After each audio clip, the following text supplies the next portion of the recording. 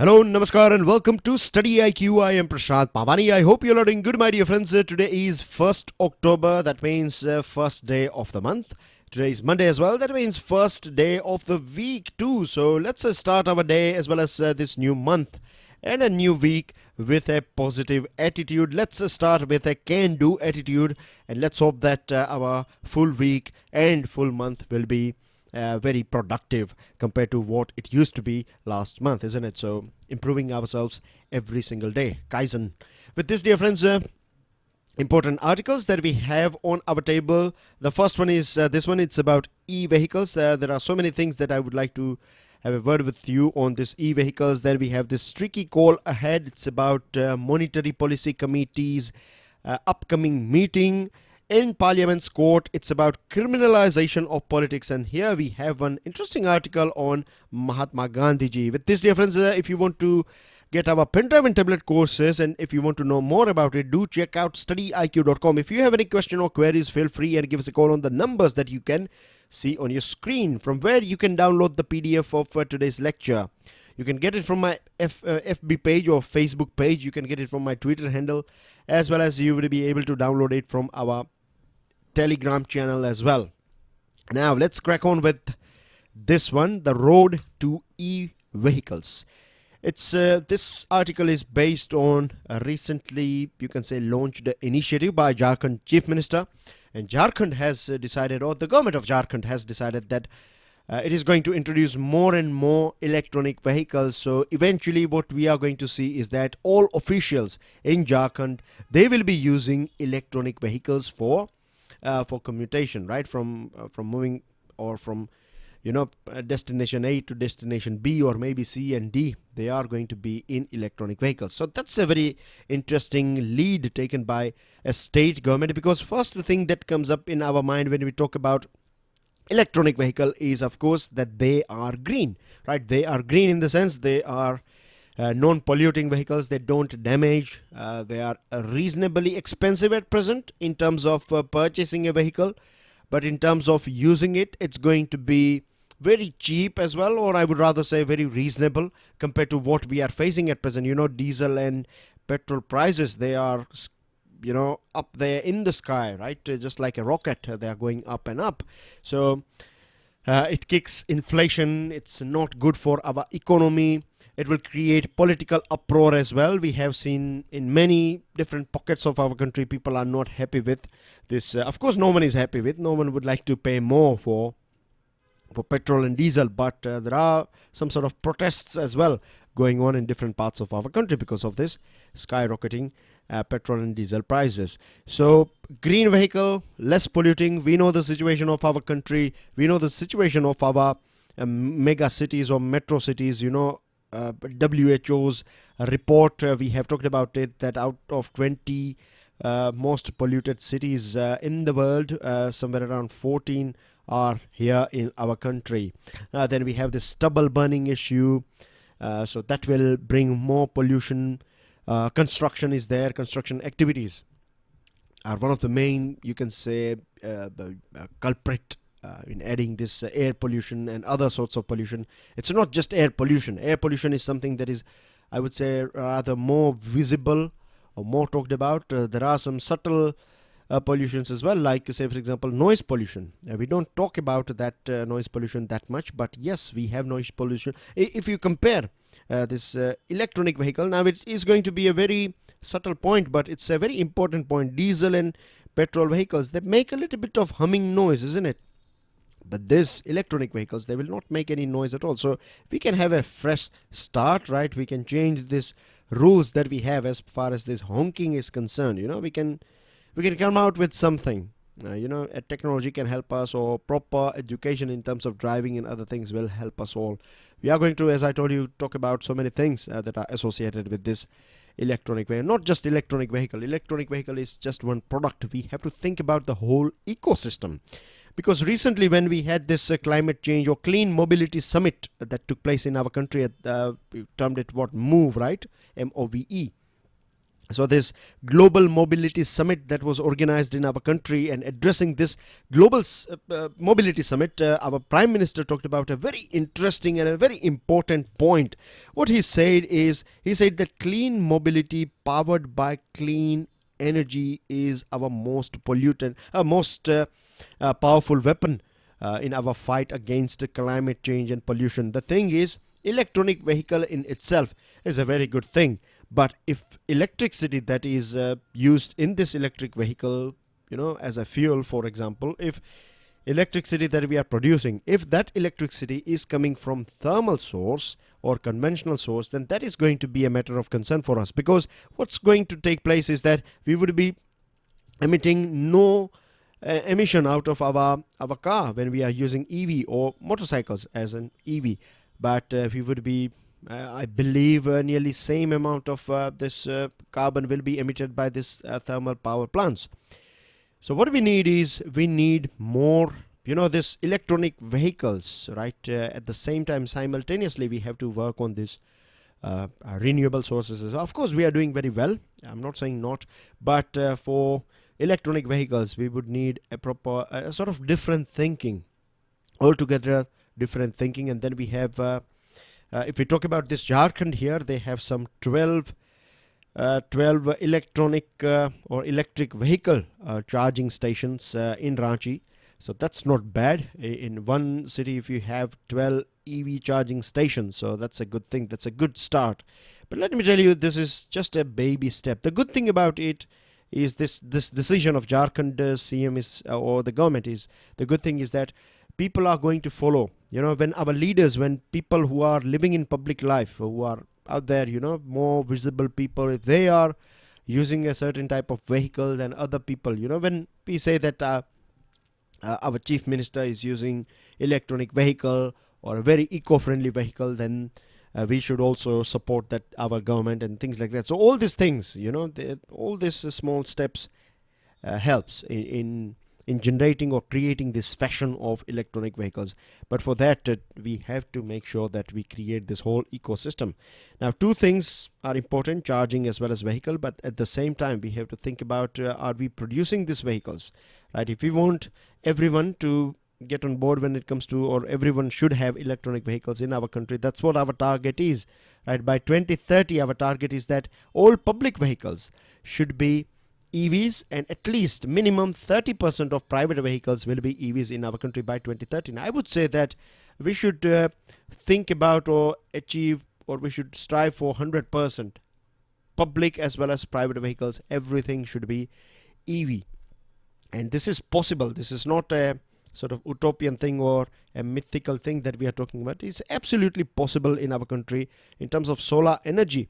Right, the interception, if we talk about, then we are number 2 after Saudi Arabia. So huge potential of solar energy production. What we need to do is, we need more R&D in battery and different methods or different materials that will be used in production of vehicle battery. We have to think about, do we need charging stations? In some places we would need batteries swapping model, where you will not wait for a charge. What you will do is, you will just swap a battery. Or what about charging? Can we do it in 2 minutes, 5 minutes, sort of supercharge this sort of technology? Everything, we have huge potential, because what happens at present is, something going wrong between USA and Iran, say for example, this will impact us very badly, isn't it? And we become very vulnerable to this.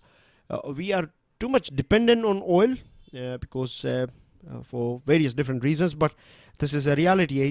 80% of our items are coming, oil and fuel is coming from abroad. So we are giving away our hard-earned money. At the same time, we are reliable on, we have to rely on these countries, and we have to work too much on it. But if we can achieve this technology, if we can have a breakthrough in our country when it comes to EVs, batteries and EVs and the whole ecosystem, then it's going to be a game changer for us. Just imagine amount of money that we will save, right? We will not be that vulnerable in terms of economy. when inflation goes up, this is one of the main reason I added this point here, that we find protests going on in various different pockets of our country. Now, it's nothing that we can do, means government can do about, because we are buying something from international market. But what can we do? We find these sort of things. So government is also talking about or trying to promote public transport, and that's going to be our future. But how smooth this transition can be made? I would argue that we would need first mile, right, RTD ride, as well as you can say last mile connectivity. If we have this complete connectivity, if we can fill up this circle, and if you have multiple options, if you are living in a city that is on a river, then you should have the option of waterways, right? Easy availability of cycles. Look at the state of cycles that we find. In many cities, as per under this smart city, cycles are provided. I have observed those cycles, right? I know they are not at all in good condition. They are outdated cycles. They are not at all attractive, and they look very, you can say, I would say fragile or brittle, right? They are not that strong as well. So no one would, you have to add a touch of art, a touch of fashion in it. This will, motivate youngsters to go for it. It will look cool. If you make it something that looks cool, it looks all right, then I think that thing can work, particularly in this sense, right? I'm not talking about everything. This, like say for example, our buses or our trains, right? They are, I would say, they don't have any sort of luxury at all, and this is a thing people are seeking. If we are going to use this outdated buses, right, then this is not going to help us. We need proper, you can say, fashionable, modern buses, having this all facilities. You can plug in your, you have jack, that port, so where you can stick your headphones and you can listen to music and things like that. Of course, you can keep one music going on if you want news or something. That can be there, these options. But all these things, if you provide this sort of things, then people will start, all those people who have cars, they will think about it, that they can easily find a seat for themselves. They don't have to buy tickets. You can have one travel card, and you don't need a physical travel card. Everyone is having smartphone, and if someone needs a physical one, then that is available as well. But if you don't want to use that thing, if you need it on your phone, then you can have that option as well. So renting or borrowing this cycle that has a sort of touch of you can say electricity, but nowadays we have this battery powered cycle. So with a less or minimum effort, you can take a cycle and you can easily reach from one place to another. You should have options of various different modes, like you can have tram, or depending on city, you can have two-wheeler taxi, four-wheeler taxis, right? Everything EV. So if we have these things, right, then I believe we can change. Easy to purchase ticket or travel card. You can have multiple options or full customization. If you want it for a few days only, then you can do it on your app. You can get it on your app. You mix and match whatever you want for a whole month, not Sundays, Mondays only. If you make it this easy, if things are luxurious, comfortable, seats are 100% available most of the time, if we can create this sort of infrastructure, multimodal transport, then it will become a big success. And I believe there are many people out there, they are willing to give up their cars, because if you calculate, then you find that most of the time, right, you are using your car for what, 10%, 20% time only. Rest of the time it is just lying idle in your parking. So these are the things that we need to do. And of course, we can have proper construction of roads, plastic road. We can use plastic, add up plastic, and make pothole roads. We have to work on driving behavior as well. We don't want same sort of congestion and same sort of honking when we have electronic vehicles. With new vehicles, we can set up new rules as well. So all these things are possible when government will become a little bit innovative and a little bit fashionable, I would say. With this, dear friends, next item that we have is tricky call ahead. it's going to be very easy for regular students to understand, because we have talked about Monetary Policy Committee many a times. But very briefly, let me remind all of you that in MPC you have 6 members. 3 members are from RBI and 3 members are appointed by Government of India. And what this MPC will do, MPC will decide on interest rate, right? Interest rate, or I would say repo rate or bank rate, right? Basically, interest rate will define a rate of loan, interest that you will pay on your loan, and money, or you can say interest that you will receive on your deposits. So I hope things are making sense here. Right, if you purchase a loan, then if you not purchase, but if you want a loan, then you will of course go for the minimum, isn't it? The most you can say minimum interest that a particular bank is offering. If you have good number of years as well, reasonably speaking, if it's a car or motorcycle, 3 to 5 years, say for example. If it's a house, then 10 or 20 years. So if you have payback time, proper time, if interest rate is cheap, then it will work as a sort of pull factor. You know, people will think that, okay, I'm earning this much, I can afford to pay this much of per month installment, so let's go for it. Let's buy a house or a car or motorcycle or mobile phone, etc., whatever. So what happens is, when you have reasonable rate, I'm talking about generally speaking, right, the people will buy things. So it will kick this cycle. Economy will keep on moving because consumption is there, right? Just one example.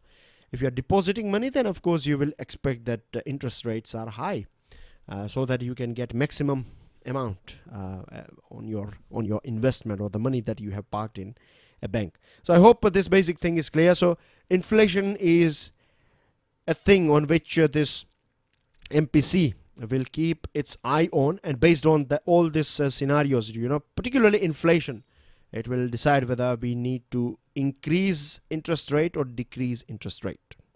So on that is day after tomorrow, 3rd to 5th October, this MPC is going to have they are going to meet up, and the main objective of this meeting is to decide the policy stance. Now, what a stance is all about, right? You have 2 different types of stance as far as this MPC is concerned, or this economy is concerned. Say for example, we have one is a neutral stance. So neutral is something similar to your gears, right? That we use in our cars or motorcycles. So you know, when your car or motorcycle is in neutral, so you are not moving ahead and you are not moving backward, right? You are not in run at all. You are just there, right? You are not in any gear, so you are not moving front or back. So that's what neutral means. So when RBI's policy is, or stance, policy stance is neutral, so it's not going to change interest rate in near future. In near future, I'm not talking about forever. In near future, for a very short period of time. For a short, it could be 1 month, it could be 2 months, it could be 3 months. It depends. So this is what neutral is all about. Then you have one is accommodative, right? Accommodative is more, you can say, you know, you are ready. You are, if required, then things will go up or go down. So that's what accommodative is all about. So I hope things are clear to you on this thing as well. Now, you know, the relationship between US Federal Reserve and our share market or capital market. If interest rate in USA goes up, then of course a loan will become expensive, isn't it? So if it becomes expensive, then less people will take loan, and this less money will come into our market. At the same time, if interest rate goes up, depositors will be more than happy to park their money in US Federal Reserve. So money will fly back to USA. So this is a thing that impacts our market. The other thing is we have 2 things going on. One is oil price, and the other is rupee falling down. Now you know the relation, right? This double impact of this thing, oil becoming expensive, rupee falling down. So this is creating troubles for our economy, and this will you know, increase inflation. Now inflation is a thing, as I told you, MPC will keep its eye on. So its main target, or unequivocal inflation targeting, is the main job of MPC. But what we find a couple of days ago, this MPC or this RBI came out with this decision, not MPC but RBI, that this liquidity coverage ratio for the banks was made a bit, you can say, easy. So because of this thing, we have seen some 2.5 lakh crore rupees will free up in the market. It will become a bit more liquid, ready to be utilized. So when money as well, when money is easily available, or when money is the flow of money is high, what happens is the value of money will come down. So more money chasing limited goods, so things will become dearer, it will become expensive though. So we are in a very tricky situation here because of this petrol and rupee falling down, because of this thing, and this US Federal Reserve rates, and so money is going out. So all these things are there, and then we have this scenario as well where liquidity is high, so it's going to be a bit tricky. And then we have this minimum support price for Kharif crops is going to be paid out soon, and this will bring more money in the market, and it will also kick inflation, because things will become expensive, isn't it? Because of higher 150% this minimum support price that government has talked about. So it's going to add more inflation. So it's going to be a bit tricky. What we need interest rate to come down a little bit. But here government is going to increase the interest rate. Not government, but our MPC may increase. I don't know yet, but may increase interest rate to control this inflation. So we have to wait and watch, right? Wait and watch. When interest rates are down, it will kick inflation. I beg your pardon, investment. And when interest rates are high, then loans will become expensive. So the ripple effect now, right? So moving on to another item, this is about criminalization of politics. Now there are three things that have this potential to destroy they have damaged our democracy to a certain extent. The first one is criminalization of politics. Those people who represents us, right? If they are criminals, then what can we expect from them? The second thing is, I would say, excessive usage and importance of money in politics. Right, there is no single party that I know of they don't have few people. Right, when I say few, I'm not talking about 1 or 2%. There are a big number, right, double digit, maybe 30-40%. If you observe, then you will find that those people, those representatives, or those candidates of this various different political parties, they have huge amount of money backup. And if you have the third thing, if you have this combo, number 1, number 2, and number 3, that is, if you are a sort of goon as well, if you have this muscle power, if you are that Bahubali politician, if you have all three things, then you have a very bright future in Indian politics, because this is the qualification that is required. And it's not me saying it, it's a reality. There are so many research, done on this thing, and it has been proved as well, it has been observed, that if you have these three things, then there are high chances that you will, there are chances, becomes 3 times more, that you will win the election. So that's a very sad thing. And one of the main, you can say, party to blame for this thing is our society. We gave importance, or too much of importance and fame and all these things, to all those people or politicians. We know them very well, that they are goons, and their source of income is not right. But then as well, people, they they have a sort of charisma, they have a sort of attraction, and because of this thing, this thing is still going on in our society. There are other things as well, lack of education and other things, but this is a thing that we need to work on. Now, out of 543 MPs, 179 are facing some sort of criminal charges. But let me tell you that not all of them will be right. Some of them will be politically motivated charges. But then as well, for argument's sake, let's say 50% MPs have done something wrong. But when we are going to prove it, if we go through the proving ratio, or this, you can say, final logical conclusion of the cases that are going on, it takes ages, and only 6% or less than 6% people, or these politicians, they will get some sort of punishment, or else they will go scot-free. So this is something that is not acceptable. What we need is, we need to sort out the system. Judiciary is not able to match up with this number of MPs and MLAs facing criminal charges, 36%, and we know this vacancy is there in our judiciary, and there are so many other things as well, procedures, delays and adjournments, and it goes on and on.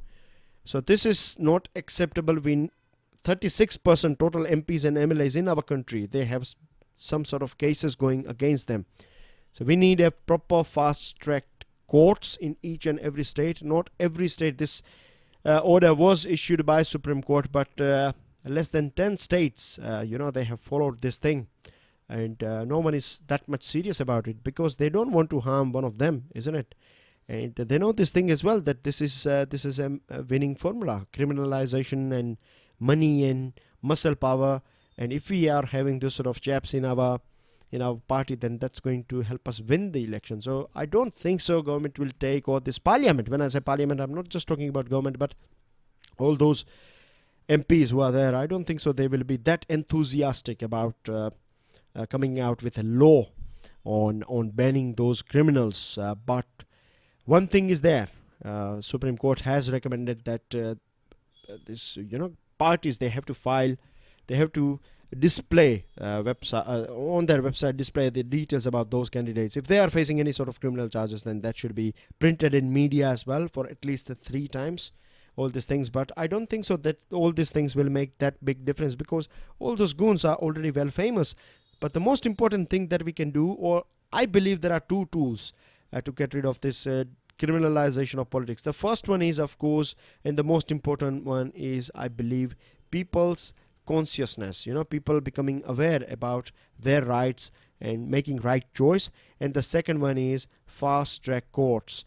These are the 2 things. If we work on both these things, then we can see a big change in our society. Last one, as far as article is concerned, this one, Gandhi, a fox or a hedgehog. We'll talk about it. Now this one is about Sabrimala temple. We have talked about it on Saturday, so you can drop it. If you have extra time, you can go through it. This one is about sports. And this article here, it's about journalism, so not important for your exam. This one, it's up to you, right? If you want, you can read, or else you can drop. We have talked about it already. And then we have, quickly we'll go through this, Gandhiji, a fox or a hedgehog. Now, as per Albert Einstein, he says that a leader of his people, of course Gandhiji, unsupported by any outward authority, a politician whose success rests not upon craft nor the mastery of technical devices, but simply on convincing power of his personality. The weapon that Mahatma Gandhiji used to have is convincing power, as per Albert Einstein. There are a few people out there, they describe Gandhiji as a mystic, a sort of a seer, who has dedicated his whole life for the betterment of people. And now this is right as well. Now I know that there are contradictions out there. There are a few people out there, they like Gandhiji. There are a few people out there, they don't like Gandhi. In fact, not liking is a bit soft. There are people, they hate Gandhiji. Now I would say there is no point of hating an individual, right? You should either like his work or dislike his work, I think. And if you like, it's totally a different thing. But if you dislike, then it's your responsibility. You have to, prove this. Prove in the sense you have to have some logical, you can say, criticism. That if you don't like Gandhiji's non-violence, then what is the main reason? What is the best option that you can offer? Or what was the best option apart from that thing? Was there anything else? If yes, then what is the thing? How many people have used it? Has it been successful? Yes, no, etc. All these things. Then you can, I'm talking about students who are sincere enough preparing for various competitive exams, particularly those exams in which you have to, write descriptive answers. And if you like Gandhiji or not, that's your choice. But let me tell you, if you want to crack exams, competitive exam, then Gandhiji is not only father of our nation. Gandhiji is a very important topic as well. So read about Gandhiji, educate yourself on Gandhiji. And with this, dear friends, this article is talking about that Gandhiji used to have this both qualities of a hedgehog as well as a fox. Now, what this, in a nutshell, if I tell you, then what this article is trying to tell us and what we can understand. See, there are a few things that Gandhiji did, right, that were very tricky in the sense, not in a negative way, but he used proper logic, and it was very, you can say, he many a times he surprises us by using this high, you can say, mathematical in the sense, very, like just like playing a chess. He will come out with some rock solid movements that you cannot checkmate. So that was Gandhiji. So that is fox side of him, or I would rather say logical side. And then you have this hedgehog that is more about a visionary, or you can say a person who is thinking from heart.